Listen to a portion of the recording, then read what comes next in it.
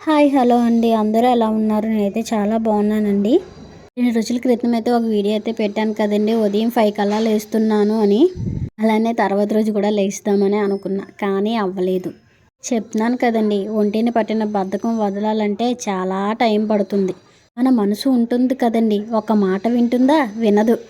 ఈరోజు ఉదయం వచ్చేసి నా చిన్న కృష్ణయ్యకైతే అలంకారం చేసుకొని దీపం అయితే పెట్టేసుకున్నానండి. ఇంట్లో ఏమీ లేకపోతే బజార్‌కి వెళ్ళైతే వచ్చేసానండి. చలికాలం అయితే వచ్చేసింది కదండోయ్! మా సైడు ఎక్కువగా ఈ తెల్ల పిక్కలైతే దొరుకుతాయండోయ్! ఫస్ట్‌లో చాలా రేటు ఉంటాయి. చిన్న టీ గ్లాస్ వచ్చేసి రూ. 30 ఉంటుందండి. ఎంతున్నా పర్వాలేదు స్టార్టింగ్ కదండీ! కొనేసి తినేయాలి అంతే. ఈ పిక్కలు వచ్చేసి చాలా టేస్ట్‌గా అయితే ఉంటుందండి. మసాలా కూరలో వండుకుంటే ఇంకా బాగుంటుంది. మా సైడు వచ్చేసి టమాటీ రేటు చాలా ఎక్కువగా ఉంది. కేజీ వచ్చేసి రూ. 50. ఇంకొక వారం ఆగితే చాలా రేటు తగ్గిపోతుంది. ఎందుకంటే మా సైడు ఎక్కువగా రైతులుంటారు. కేజీ టమాటీలు వచ్చేసి రూ. 20 కూడా దొరికేస్తాయి. ఇంక మేము కొనుక్కోనవసరం లేదండి. మా చుట్టుపక్కల ఉన్న వాళ్ళందరూ టమాటీ తోటలు పండిస్తారు. ఇంకా వాళ్ళే తెచ్చి ఇస్తూ ఉంటారు. అదేమిటోనండి, రైతులకి ఏ పంట పండినా సరే మార్కెటింగ్‌కి వెళ్ళిన తర్వాత రేట్ అనేదే ఉండదు. వాళ్ళకొచ్చిన డబ్బంతా పెట్టుబడికే సరిపోతుంది.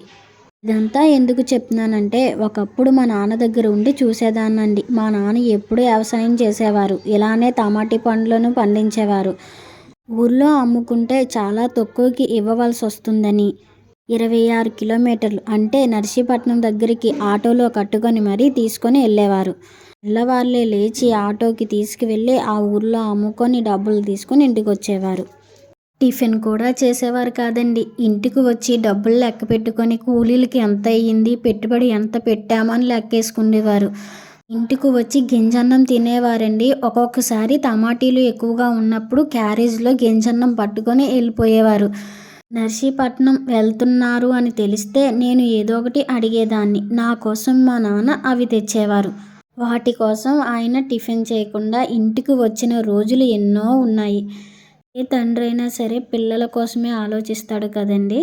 మీరు ఏమనుకుంటున్నారో కామెంట్ రూపంలో పెట్టండి. వీడియో కానీ నచ్చితే లైక్ చేయండి, షేర్ చేయండి, సబ్స్క్రైబ్ చేసుకోండి.